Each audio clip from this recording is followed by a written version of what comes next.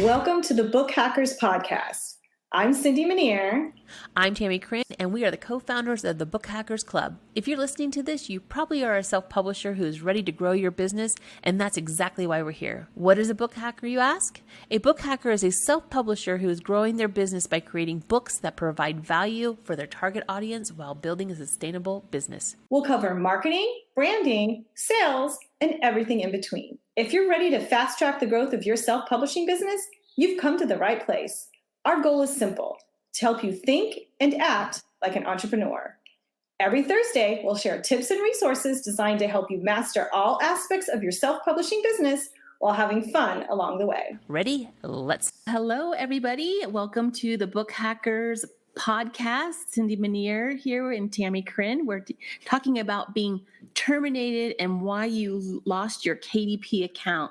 This is going to be a really good topic, I think, Cindy, because it's something that is so important and really everybody needs to know about this, whether you're doing low content books or you're doing any type of anything on with your KDP account. So we'll get started. Yeah, this is super important, Tammie, because once KDP terminates your account, very slim, almost no chance that you're ever going to get it back. So The best way to protect your account is to be aware of all these rules and make sure that you don't break them. Yeah, so we're going to go through that for you and some of the rules that we have found to be a reason you get terminated and that we've heard through other people who've been terminated and how hard it is to get your account back. So that's why we really want to express these rules to you so that you're aware of this. And even if you're just doing it and make a mistake, it's really, they're not really sympathetic about mistakes, but that's why we wanted to just have this topic with you in the Book Hackers podcast, because we think it's something that's so important to know about and how to create the best books and keep your account, not get terminated. Yeah, exactly. Because they will sometimes warn you, but sometimes they'll just terminate you without any warning whatsoever. So it's best to be aware of what you can and can't do. And the best source of this information is the Kdp Help Pages. They're your best friend. Yeah. You should have them bookmarked and refer to them frequently. If you have any questions, just go right to the help and type it in and find out. You can even call them and ask too. I've done that where I wasn't clear after I read something, and they're very helpful when you call and ask questions with Kdp. They're very helpful. Yeah, they want you to be successful too, because if you're successful, it brings them in more money as well. So yes. They want to do everything they can to help you create books that will sell as well. Yeah, absolutely. Yeah, so here are the common mistakes that will get your account terminated. So I'm going to let you read the first one, Cindy, and then we'll discuss this. The first one, and this is a big one, is using someone else's intellectual property. As a general rule, you should never, ever publish anything that is related to anyone else's intellectual property unless you have written permission from the owner. So this applies to trademarked and copyrighted material. And in particular, stay as far away as possible from Disney. Yes. Anything related to Disney, don't touch it, because they will sue you. They are very protective of their brands. Yeah. And these are things that these people have worked really hard to create this brand, these businesses. So just be aware of it. You wouldn't want someone taking your brand away from you and using it and making money. So I think Disney, they're well known. People like to use their things because they are so popular and cute and all the things. That brand will definitely come after you. You will lose your account in a hot minute. Yeah, not only do you lose your account when you're terminated, but you lose your money. So any money that's owed to you, they will not give it to you. If they terminate your account, they keep the money. Yeah. That's a tough lesson to learn right there. It's very tough.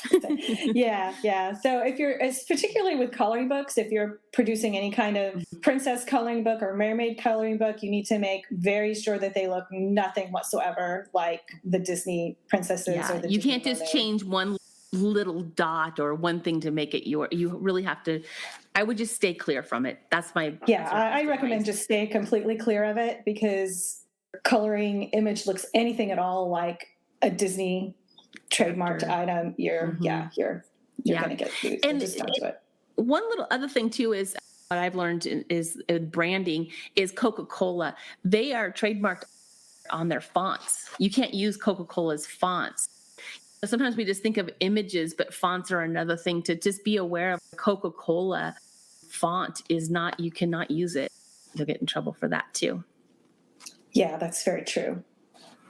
Okay, so this was that good on that one there for you, Cindy, or would you like? Yeah, I think so. I think they got the idea. Yeah, don't use Minecraft either, Fortnite, any of those gamings. Yeah, stay away from those. Yeah, that I think that has been probably the number one rule that most people forget, and they just get excited, start creating these books with the coloring books, like you said, maybe putting Ariel as a Disney character on there, and boom, done.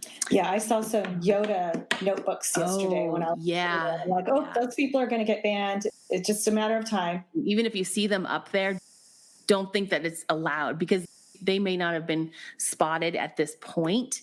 So don't think that, oh, someone else is doing it, I'm going to do it. So don't do that either. Yeah, definitely don't do that. Well, if they did it, it doesn't matter. You're going to get caught. They're going to get caught. Just don't do it. Stay away from it. Make sure it's all yours. Stay away from it. Don't get terminated. Publishing public domain books without modifying them.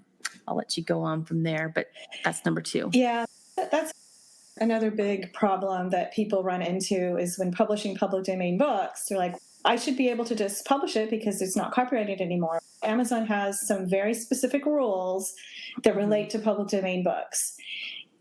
Their rule is that you have to publish a differentiated version of the public domain book. And they give you 3 different methods for creating what they call an original version of the public domain book. They don't want thousands and thousands of identical public domain books out there. Yeah.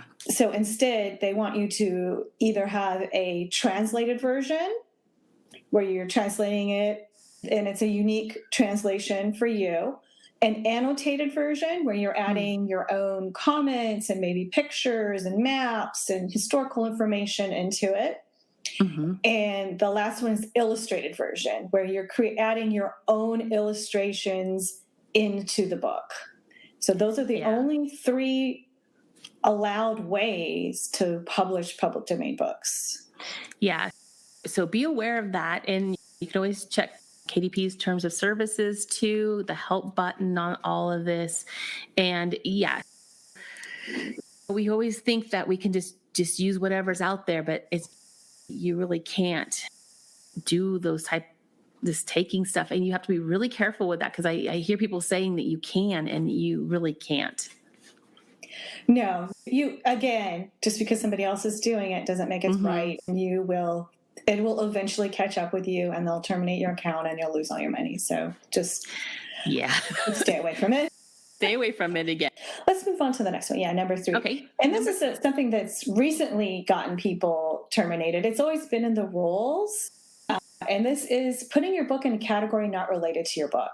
And I've actually seen influencers telling people to go find some little small tiny category so you can get a bestsellers badge, which is a good recommendation, but it's not a good recommendation if this category has absolutely nothing to do with your book. You will get caught for that, for sure. Really, and they have been going through. Yeah, they've been cracking down on it. They've been going through it. So if your book is a self-care journal for women, don't put it in mechanical car repair.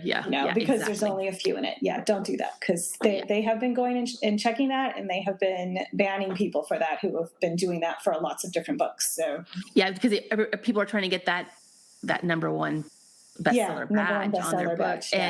And it also, if someone's looking for a mechanical book and you're a woman's journal, it just doesn't, people just are not going to be that's part of Amazon's bad customer experience. They very much don't. They want all of their customers to have a good experience. They want them to be able to find what they're looking for, where they expect to be looking for it.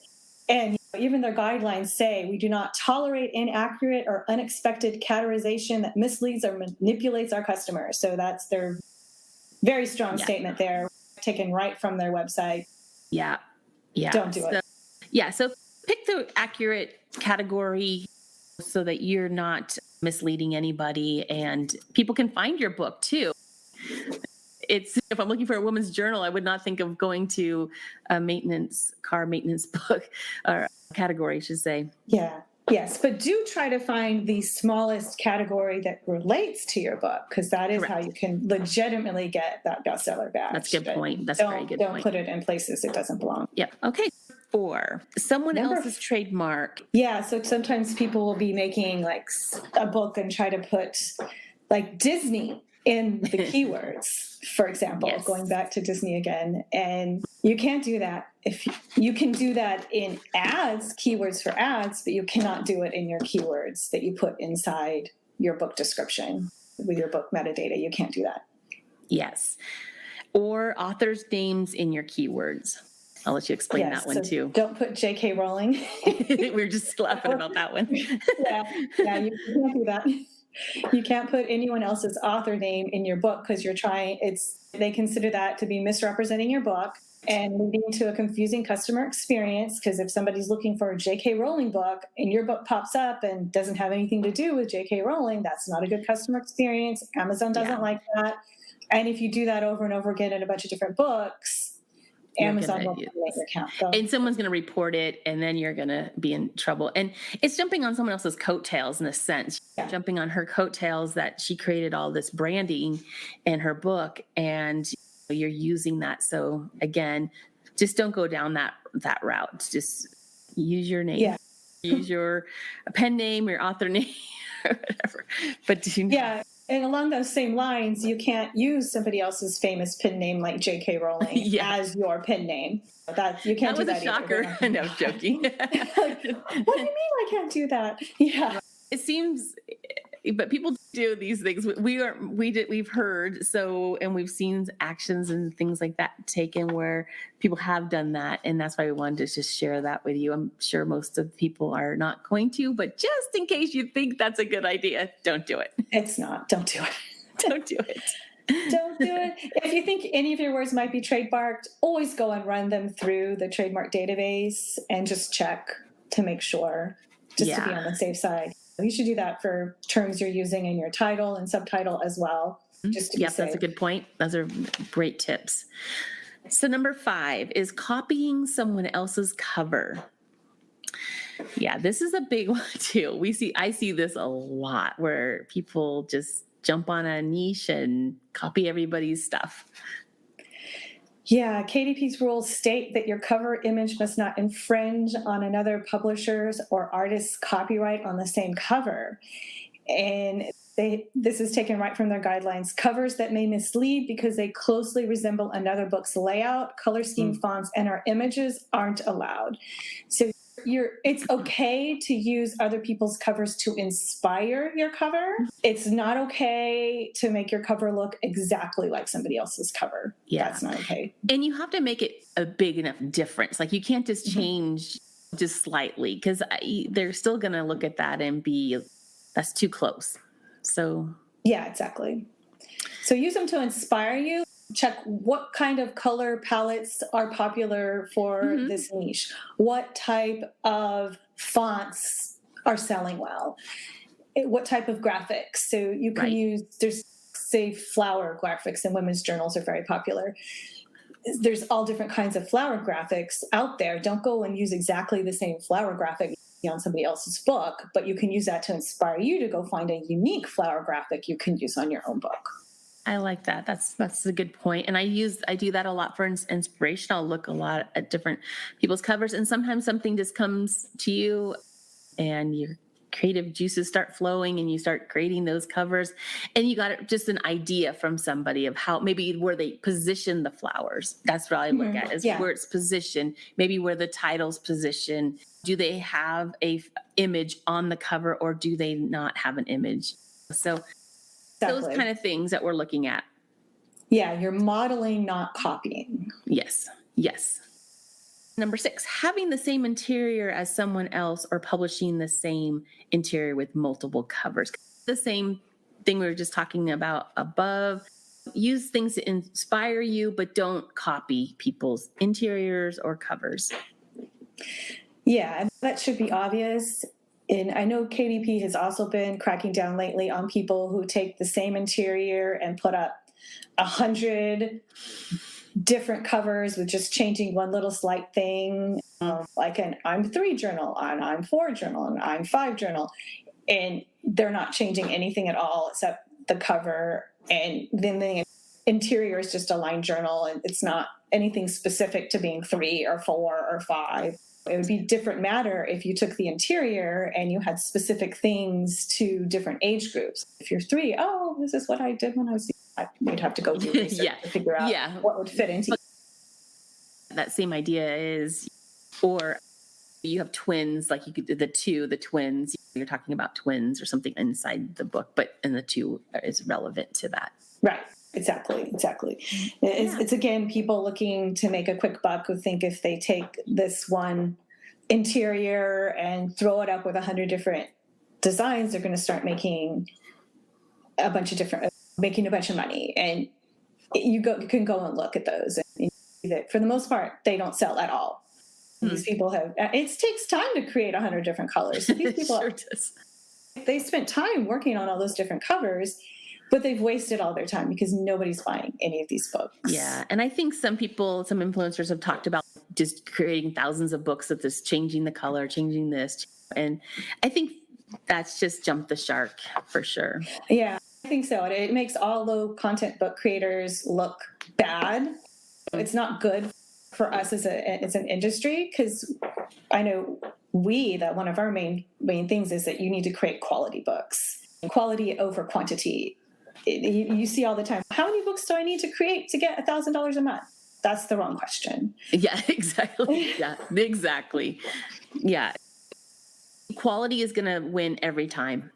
It's going to win every time. So definitely think about that when you're publishing these low content books. Yeah, definitely. So don't try to take the easy way out, because easy is free, and that means free means you're not going to get any money off of it. So yeah, and you're wasting time. You're wasting your time. Yep. So let's see.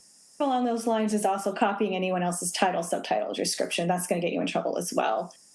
They don't want people to be confused as to why do these books have the same title and description, and how are they different? And again, bad customer experience is not something Amazon wants, so stay away from that. Yep. And then we also mentioned about using pen names, but J.K. Rowling, you didn't want to stay away from anybody who is famous writers, or come up with your own pen name, your name. Yeah, come up with your own pen name. And I also recommend, if you're just making up a name like John Smith or whatever, you come up with some fake name, Google it, because you might find out that person is famous for something in particular, and in which case you're going to want to use a different pen name. And you may not have had, your intentions weren't trying to copy someone, but you didn't really do your checking, so then you're terminated, and now you have to explain this to KDP, and it's going to be a lot harder to get your account back, because they don't really work with you too often, I've heard through the grapevine. And no, they don't. Let's just stay away from that for sure. So yes, Google the names, do your homework before you start doing your pen names. Yeah, definitely Google your pen name before you use it. Yeah. And do a search on Amazon too for that pen name to see if people are already publishing under it before you start. Good point. Yep. That's a great point. With that. Yep. And having more than one KDP account, this comes up quite often too. KDP rules clearly state that you can only have one account per person is allowed.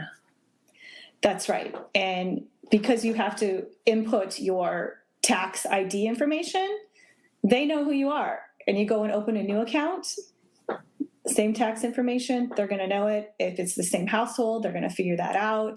Mm-hmm. So just don't do it. There's really no reason to have more than one KDP account to begin with, unless you get banned and terminated. And if you do, they're going to find out eventually if you try to open a new one, and then shut you down and keep all your money. So just don't do it. That gives me a pit in my stomach just thinking about it. Losing all my money. Oh no. No. These are good things to know for sure. Yep. And then number 10, I'll let you read that one. Publishing content that is freely available on the web. And I think this has been a lot of a big problem for people who use the templates, because they'll just take the template and upload it as is, and then you have hundreds, if not thousands, of copies of books that look identical. And KDP is, no, we don't like that. Let's not do that anymore, people. Yeah. Which is valid, and I think that's very good for them. And it's not good for a customer to see 1,000 different books that are exactly the same interior by 1,000 different people. It's confusing. It's like, why are all these different books? What you want to do is find ways to make your book different. You can use the templates, but mix and match them, change up the fonts, add clip art, do something to make your book different. Don't have it be identical to another book that's out there. It's basically, the theme is be unique and be yourself. Be your own creative. Don't just copy everybody else's stuff. Get inspiration, but don't copy. Don't copy. No. Yeah. And find ways to make your book better, because you want to focus on quality. You want to do something that's going to make your book rise above the masses, so people will have a reason to buy your book instead of those thousands of other identical books that are out there. Right. Stand out from the crowd. Yeah, definitely. That's what you want to do. Yeah. Stand out. Number 11. This is an important one, and this has been coming out recently. It's attempting to manipulate the rank of your book by buying fake reviews, paying people to purchase your book and then write a review, and unpublishing a book and then republishing the identical book somewhere else in an attempt, republishing it again in an attempt to increase the ranking. And I don't know if you heard, Tammie, but recently Amazon has sued Facebook group owners that have these groups that are like review trains, where I'll review your book, you review my book, or I'll give you money to go review my book, or something I'll give you money. Or some like, just coupons or whatever. Coupons or whatever. Doing. They're giving you something in exchange for the review. And Amazon has now been going after Facebook group owners that promote that type of activity. Yeah. So if you're thinking this is a good way to get reviews by participating in anything like that, it's not. And Amazon will figure it out. And right now they're going through everyone who's a member of those Facebook groups, and checking all of their stuff, and they're removing reviews and actually suing people because it's fraud. Yeah, so that's a very good point there too. And like we said, when you're doing quality books, people are going to give you good reviews. So you're not going to have to do any of these kind of things where you're paying for reviews or asking for reviews or anything like that. When you have a good quality book out there, people are going to give you a good review. Yeah, exactly. Number 12, publishing offensive content as defined by Amazon. So they have a list of types of content that they don't allow. And it includes what they consider to be hate speech, anything that promotes the abuse or sexual exploitation of children, anything that contains pornography, glorifies rape or pedophilia, advocates terrorism, or other materials that, quote, we deem inappropriate or offensive. And so Amazon has taken a wide here and said anything we consider offensive, we can have the right. You're on their platform, so they can make these decisions. So really, again, think about what you're doing and how it may offend somebody in that way, or reach out to me again and ask them if you have questions. Ask them.